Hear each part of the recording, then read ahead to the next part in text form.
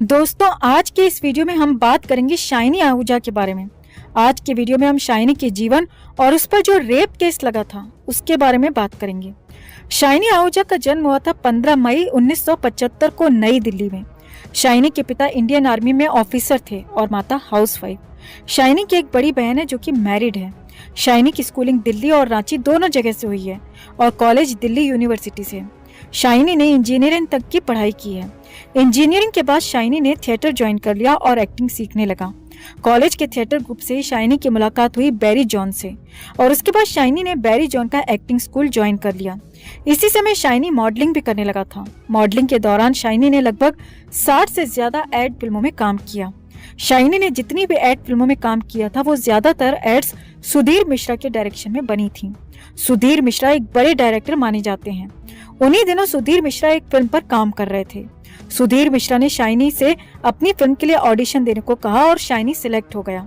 ये फिल्म थी हजारों ख्वाहिशें ऐसी। ये फिल्म न सिर्फ सफल फिल्म थी बल्कि इस फिल्म के लिए शाइनी को फिल्म फेयर का बेस्ट डेब्यू मेल अवार्ड भी मिला था। शाइनी ने पहली फिल्म से बता दिया था कि उसके अंदर एक्टिंग स्किल्स कूट कूट कर भरी हुई हैं। ये फिल्म रिलीज हुई थी साल 2005 में।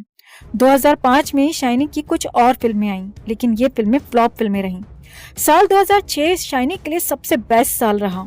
गैंगस्टर, वो लम्हे, ये ऐसी फिल्में थी जो न सिर्फ सुपर डुपर हिट साबित हुई बल्कि इनके लिए शाइनी को अवार्ड भी मिले थे। 2007 में शाइनी की 3 फिल्में आईं, लाइफ इन अ मेट्रो, भूल भुलैया, खोया खोया चांद। ये तीनों फिल्में सक्सेसफुल थीं और यहीं से शाइनी की मार्केट वैल्यू बढ़ती चली गई, खासकर भूल भुलैया के बाद। भूल भुलैया में शाइनी ने अक्षय कुमार के साथ काम किया था, उसके साथ लीड रोल में था और बराबर अक्षय कुमार से ज्यादा एक्टिंग की तारीफ शाइनी आहूजा की हुई।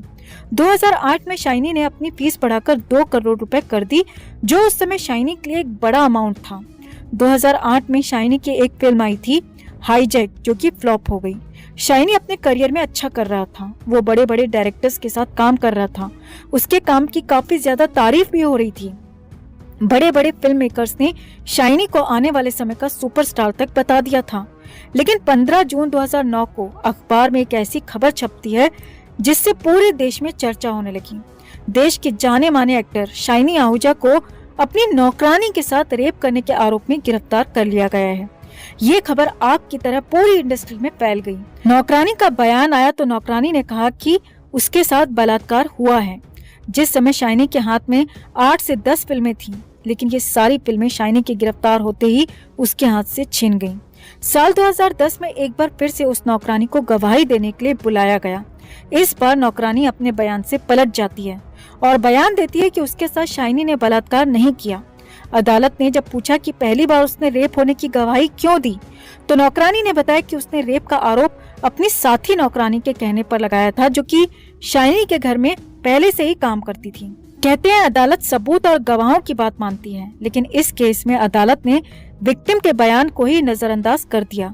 रेप पीड़िता ने खुद कहा कि उसके साथ रेप नहीं हुआ, लेकिन कोर्ट ने पीड़िता के दूसरे बयान को ना मानकर पहले बयान को सच माना, जिसमें लड़की ने रेप होने की बात कबूल की थी और शाइनी को 7 साल की सजा सुना दी गई। अदालत के द्वारा सजा सुनाए जाने का आधार क्या था? नौकरानी का 2 बार मेडिकल हुआ और दोनों बार अलग अलग रिपोर्ट्स आईं। पहली बार में बलात्कार की पुष्टि हुई तो उसके बाद शाइनी के वकील ने इस रिपोर्ट पर आपत्ति उठाई, तो दूसरे अस्पताल में नौकरानी का फिर से मेडिकल किया गया और इस बार रिपोर्ट में आया कि बलात्कार हुआ ही नहीं। 2 मेडिकल रिपोर्ट्स, दोनों अलग अलग। 2 बार नौकरानी की गवाही, दोनों बार अलग अलग। ऐसी कंडीशन में कानून ये कहता है कि बेनिफिट ऑफ डाउट आरोपी को जाना चाहिए, यानी जो आरोपी बनाया गया है उसको बेनिफिट ऑफ डाउट दिया जाना चाहिए। लेकिन हमारी माननीय अदालत ने नौकरानी के दूसरे बयान को बयान माना ही नहीं और पहले बयान के आधार पर शाइनी को सजा सुना दी। लेकिन शाइनी के साथ ये सब क्यों हो रहा था? शाइनी और अदालत की क्या दुश्मनी थी जो अदालत गवाहों को नजरअंदाज कर रही थी? दरअसल ये कहानी शुरू होती है साल 2006 से, जब शाइनी की 2-4 फिल्में लगातार सुपरहिट हो गई तो शाइनी को अंडरवर्ल्ड से कॉल्स आने शुरू हो गए। ये कॉल्स एक्सटॉर्शन मनी के लिए थे। शाइनी इंडस्ट्री में नया था तो उसे इस सब के बारे में कुछ नहीं पता था। उसने अपने जानने वालों से इस बारे में पूछा तो सभी ने यही सलाह दी कि अंडरवर्ल्ड को पैसे दे दो। शाइनी ने सबकी बात मानकर अंडरवर्ल्ड को पैसे दे दिए। शाइनी को लगा कि अंडरवर्ल्ड की कहानी अब यहाँ पर खत्म हो गई है, लेकिन हकीकत ये थी कि यहाँ से अंडरवर्ल्ड की जो कहानी थी वो शुरू हुई थी।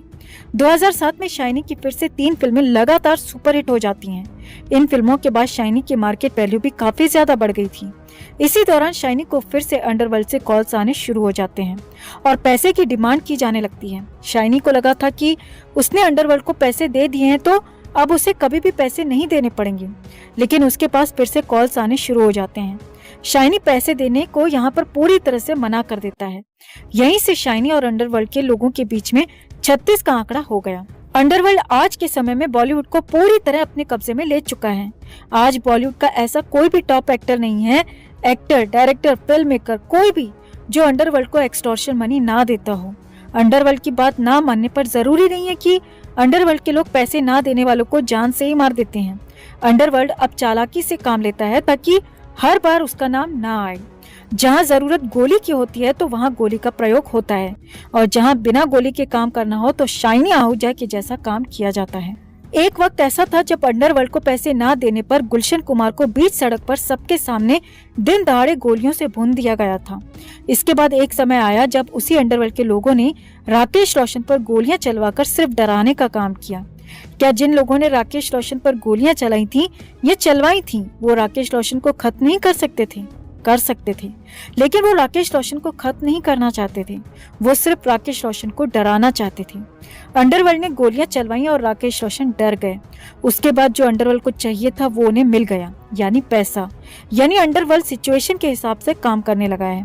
अंडरवर्ल्ड आने वाले कलाकारों के लिए या नए कलाकारों के लिए एग्जाम्पल सेट करता है। एक समय था जब एक्सटॉर्शन मनी मांगते समय गुलशन कुमार का एग्जाम्पल दिया जाता था कि अगर पैसे नहीं दिए तो गुलशन कुमार की तरह मारे जाओगे। फिर समय बदला तो राकेश रोशन के साथ जो किया वैसे काम किया जाने लगा। उसके बाद और भी समय बदला तो शाइनी आहूजा को रेप केस में फंसाकर एक नया एग्जाम्पल सेट किया गया। शाइनी वाला केस इसीलिए नहीं था कि उसने अपनी नौकरानी से रेप किया था। ये केस इसीलिए हुआ क्योंकि शाइनी ने एक्सटॉर्शन मनी देने से मना कर दिया था। अंडरवर्ल्ड को एग्जाम्पल सेट करना था आने वाले नए कलाकारों के लिए कि कोई भी अंडरवर्ल्ड को पैसे देने से मना ना करे, और अगर पैसे देने से मना करे तो उसे एग्जाम्पल दिया जा सके कि जो शाइनी आहूजा के साथ किया है, जो गुलशन कुमार के साथ किया है, वही तुम लोगों का हाल होगा। और अंडरवर्ल्ड ने इस बार नया तरीका आजमाया, शाइनी को रेप केस में फंसा के। आप खुद सोचिए दोस्तों कि शाइनी अपने करियर में उस समय टॉप पर था। शाइनी हैंडसम भी बहुत था, उसकी खुद की वाइफ थी जिससे उसने लव मैरिज की थी। फिर उसे रेप करने की क्या जरूरत थी, वो भी अपनी घर की मेड के साथ। ना तो वो मेड बहुत ज्यादा सुंदर थी कि शाइनी बेकाबू हो गया या उसके हुस्न के आगे दीवाना हो गया, ऐसा भी कुछ नहीं था। और अगर मान भी लिया जाए कि शाइनी का कैरेक्टर वैसा था तो उस जैसे सुपरस्टार के पास और भी कई जरिए हैं जहां वो अपनी ऐसी हवस पूरी कर सकता था। शाइनी के घर में उस मेड के अलावा 3 और मेड काम करती थी। उनके साथ शाइनी ने कभी गलत काम नहीं किया, कभी गलत बिहेव नहीं किया, जबकि 1-2 मेड तो 2-2, 3-3 साल से शाइनी के घर में काम कर रही थी। जिस लड़की ने शाइनी पर आरोप लगाया था, ये लड़की 1.5 महीने पहले ही शाइनी के घर में काम करने आई थी। इस लड़की का पिछला जो रिकॉर्ड था वो भी ठीक नहीं था। पुलिस ने उस रिकॉर्ड को कोर्ट में क्यों दिखाया नहीं, क्यों इस रिकॉर्ड को पीछे छिपा कर रखा?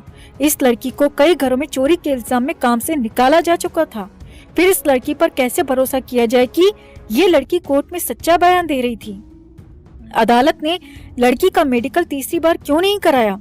क्योंकि दोनों बार के मेडिकल की रिपोर्ट्स अलग अलग आई थी, तो तीसरी बार मेडिकल कराना बेहद जरूरी था।